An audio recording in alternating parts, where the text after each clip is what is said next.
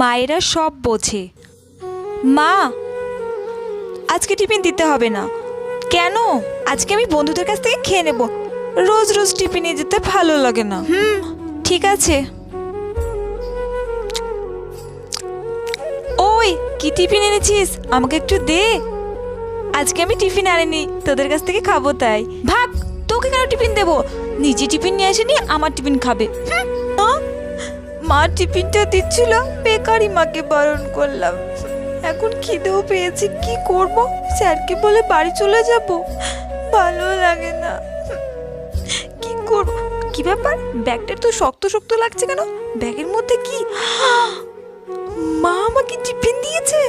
যাক গে, বলুক গে তো, টিফিনটা রেখে দিই। পাগলি মেয়ে একটা। সত্যি মায়েরা সব বোঝে। থ্যাংক ইউ মা। ভিডিওটি ভালো লাগলে লাইক করে অবশ্যই সাবস্ক্রাইব করে দিও।